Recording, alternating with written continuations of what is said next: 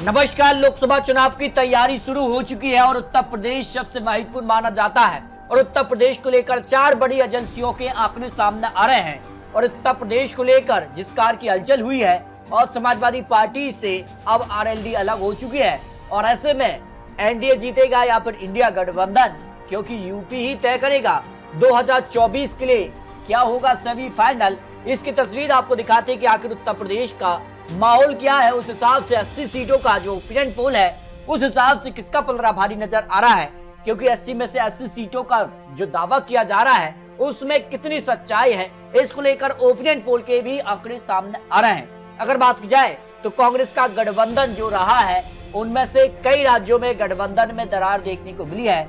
या जम्मू कश्मीर में यहाँ पर पीडीपी और नेशनल कॉन्फ्रेंस से गठबंधन है, लेकिन माना जा रहा है कि यहाँ पर भी जो है यहाँ पर जिस खास सीट शेयरिंग का मामला वो भी फंसा हुआ है। आम आदमी पार्टी दिल्ली और पंजाब में सरकार में है और दोनों ही राज्यों में यहाँ पर दावा किया जा रहा है कि अपने दम पर लड़ेगी आम आदमी पार्टी। उत्तर प्रदेश में समाजवादी पार्टी के साथ गठबंधन है, लेकिन आरएलडी यहाँ पर जो है अलग हो चुकी है, जबकि बिहार में नीतीश कुमार यानी जेडीयू अलग हो चुकी है, आरजेडी लेफ्ट और कांग्रेस का गठबंधन है, जबकि झारखंड में जेएमएम और पश्चिम बंगाल में टीएमसी भी ये दावा कर चुकी है कि वो अकेले चुनाव लड़ेगी। तो महाराष्ट्र में यहाँ पर शिवसेना, उद्रगुट और एनसीपी ही है, जबकि केरल में लेफ्ट और तमिलनाडु में डीएमके के साथ गठबंधन बन रहा है। तो क्या कुछ आंकड़ा बन सकता है? किन राज्यों में भारतीय जनता पार्टी को झटका था लेकिन डैमेज कंट्रोल में जुटी बीजेपी अब कंट्रोल कर चुकी है। महाराष्ट्र में यहाँ पर जो है एनडीए से शिवसेना अलग हो चुकी थी, लेकिन इसके बाद सिंधे गुट और अजीत गुट, 2 गुट यहाँ पर जो है वापसी की है, क्योंकि 48 लोकसभा सीटें हैं, बड़ा राज्य है। पश्चिम बंगाल में भी बीजेपी डैमेज कंट्रोल में जुटी हुई है और बिहार में नीतीश कुमार की वापसी यहाँ पर हो चुकी है। तो बिहार से 40 लोकसभा सीटें आती हैं। दक्षिण भारत में कर्नाटक को छोड़कर ज्यादा प्रभाव नहीं है, लेकिन कई राज्यों में जो है विधायक और यहाँ पर बड़े दिग्गज नेता यहाँ पर भारतीय जनता पार्टी ज्वाइन कर रहे हैं। तो उसके बाद कितना असर होगा और 80 सीटों का क्या महत्वपूर्ण आंकड़ा है जो तैयारी है, उस लिहाज से 80 में से 80 सीटों का जो दावा किया जा रहा है वो क्या पूरा होगा, क्योंकि इस बार भारतीय जनता पार्टी ने नए यहाँ पर उम्मीदवार चुनावी मैदान में उतार सकती है। कई बड़े दिग्गज नेताओं के टिकट उत्तर प्रदेश में कट सकते हैं। आजमगढ़, बदायूं, मोहनगंज, ये बड़े नाम हैं जिनके टिकट कट सकते हैं। अकबरपुर, बांदा, फूलपुर और यहाँ पर बात कीजिए भदोही, हाथरस, तो ऐसे नाम भी है जिनके नाम पर इस बार मोहर नहीं लगेगी। टिकट को लेकर भी यहाँ पर मंथन है और यहाँ पर जो है प्लान तैयार है। तो देश को लेकर सबसे महत्वपूर्ण राज्य उत्तर प्रदेश को लेकर क्या आंकड़ा बन रहा है, क्योंकि अगर बात की जाए तो यहाँ पर हार और जीत के लिए महत्वपूर्ण माना जाता है उत्तर प्रदेश, क्योंकि भारतीय जनता पार्टी ने यहाँ पर सरकार बनाई थी। 282 सीटें यहाँ पर जो है बीजेपी ने हासिल की थी, तो उसमें 73 सीटें अकेले यहाँ पर जो है उत्तर प्रदेश से ही मिली थी 2014 के अंदर। अगर ये 73 सीटें कम कर दिया जाए तो सीधे तौर पर जो है बहुमत से पीछे आ जाती है भारतीय जनता पार्टी ने। उत्तर प्रदेश को लेकर जो है काफी रणनीति के साथ इस बार चुनावी मैदान में उतरी है। 2019 में भी यहाँ पर 303 सीटें भारतीय जनता पार्टी को मिली थी, तो उसमें 64 सीटें यहाँ पर भारतीय जनता पार्टी को उत्तर प्रदेश से ही मिली थी और अगर 64 सीटें कम कर दी जाए तो फिर बहुमत का आंकड़ा पीछे आ जाता है। इस लिहाज से इस बार 2024 में 400 पार का नारा है, लेकिन उत्तर प्रदेश के लिए 80 में से 80 सीट का भी यहाँ पर जो है दावा किया जा रहा है। उत्तर प्रदेश में ओबीसी वोट बैंक की बात की जाए तो 42 से 43 फीसदी है, मुस्लिम करीब 19 फीसदी है, दलित या 21 फीसदी, सवर्ण 17 से 19 फीसदी आते हैं। और ऐसे में बड़ा दावा है कि आखिर जो 19 फीसदी मुस्लिम वोट बैंक है वो किस तरफ जाएगा। 80 में से 80 सीटों के लिए महत्वपूर्ण है कि ये 19% जो वोट बैंक है वो निर्णायक हो जाता है। तो यहाँ पर जो है ओबीसी वोट बैंक को लेकर भी अपनी अपनी रणनीति यहाँ पर दिखाई दे रही है और 2024 की क्या तस्वीर बन सकती है, इसको लेकर ओपिनियन पोल के आंकड़े मायावती जी अलग चुनाव लड़ने का ऐलान पहले ही कर चुके हैं। तो अमेठी से राहुल विशिष्ट स्मृति कौन जीतेगा, इसको लेकर भी महत्वपूर्ण आंकड़े। तो 2024 में मोदी या महागठबंधन, इसको लेकर क्या कहता है नया ताजा सर्वे, क्योंकि काफी चौंकाने वाले आंकड़े सामने आ रहे हैं। अगर बात की जाए उत्तर प्रदेश को लेकर जो पैनल है उसमें जाट वोट बैंक बीजेपी को 91% वोट कर सकता है, 7% ही महागठबंधन को, जबकि यादव वोट बैंक बीजेपी के लिए 23%, तो 60% यहाँ पर जो है महागठबंधन के पक्ष में जा सकते हैं। कुर्मी यहाँ पर 80% भारतीय जनता पार्टी के साथ, तो 14% यहाँ पर गठबंधन के साथ। अन्य ओबीसी 72% भारतीय जनता पार्टी के साथ, तो 18% यहाँ पर जो है महागठबंधन के साथ हो सकते हैं 2019 को लेकर जो विश्लेषण सामने आ रहा है। जबकि अगर बात की जाए तो इस बार जो है राहुल गांधी ने इंडिया गठबंधन जो बना है, लेकिन इसमें भी काफी हलचल हुई है। यहाँ पर जेडीयू अलग हो चुकी है, यहाँ पर टीएमसी ने अलग लड़ने का चुनाव का ऐलान कर दिया है। यहाँ पर बात की जाए तो काफी हलचल दिखाई दे रही है, आम आदमी पार्टी भी अलग चुनाव लड़ने का ऐलान कर रही है। तो ऐसे में गठबंधन को लेकर भी पैच फंसा हुआ है। जबकि इस बार भारतीय जनता पार्टी ने 38 दल जो है इस बार चुनावी मैदान में भारतीय जनता पार्टी के साथ है, नहीं एनडीए के साथ है।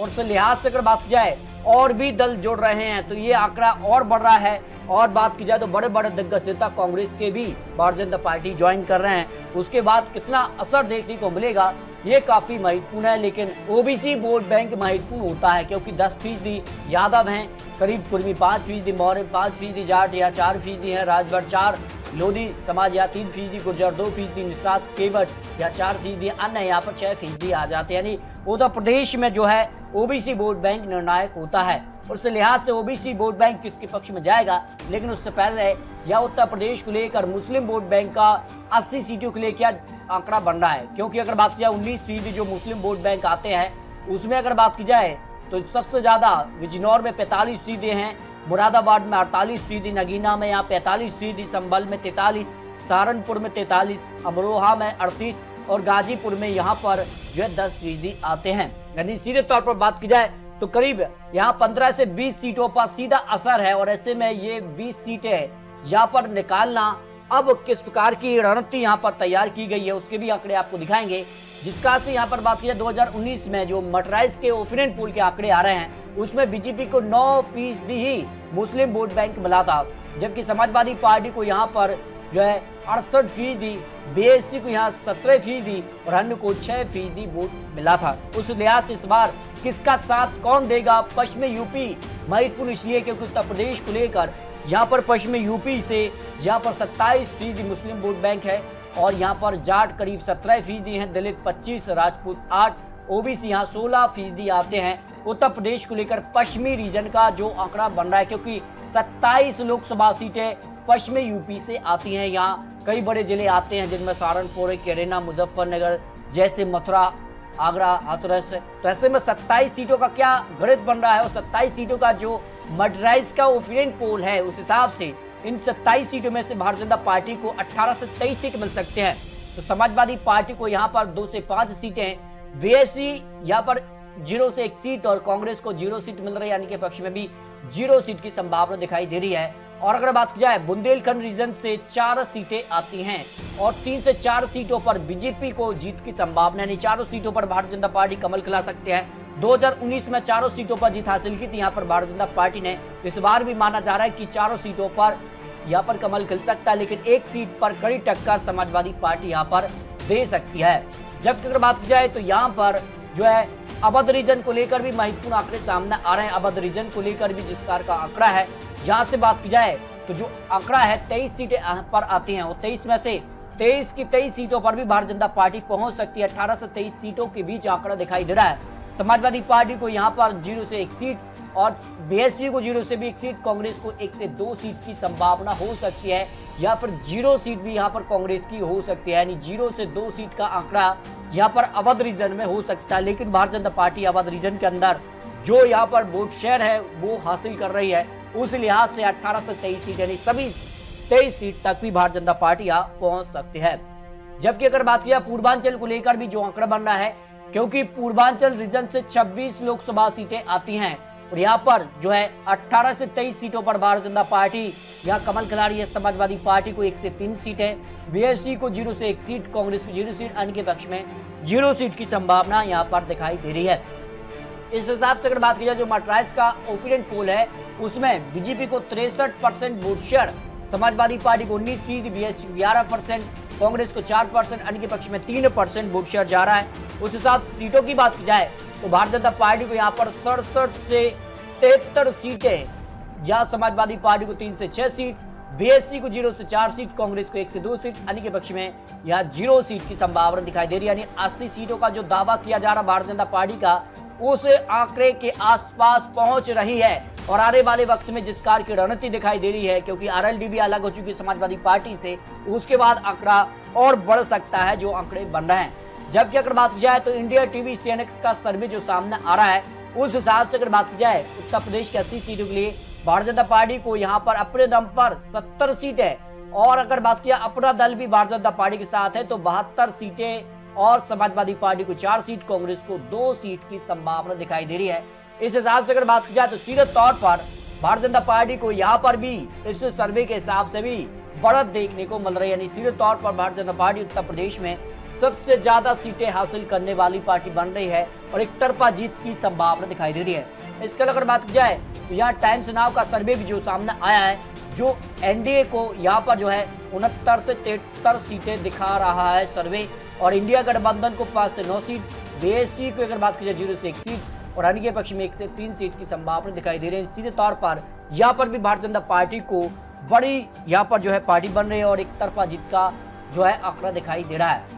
फिर भी आपको क्या लगता है, लोकसभा चुनाव को लेकर या उत्तर प्रदेश को लेकर काफी हलचल बढ़ चुकी है और अपने अपने जीत के अनुमान सामने आ रहे हैं, अपने अपने दावे सामने आ रहे हैं, लेकिन जिस कार से यहाँ पर गठबंधन में यहाँ पर जो टूट हुई है उसके बाद क्या कुछ आंकड़ा बन सकता है? अगर 80 सीटों में से भारतीय जनता पार्टी क्या 80 में से 80 सीटों पर जीत हासिल कर पाएगी बीजेपी, या फिर समाजवादी पार्टी इस बार यहाँ पर जो है ज्यादा सीटें हासिल कर पाएगी, ये काफी महत्वपूर्ण होता है। तो दोस्तों, लोकसभा चुनाव को लेकर अपने रख सकते हैं समाजवादी पार्टी या फिर बीजेपी कितनी सीटों पर किसको जीत मिल सकती है, इस पर अपने रख सकते हैं। मिलते दोस्तों और लेटेस्ट और महत्वपूर्ण विश्लेषण के साथ, तब तक के लिए जय हिंद, जय भारत।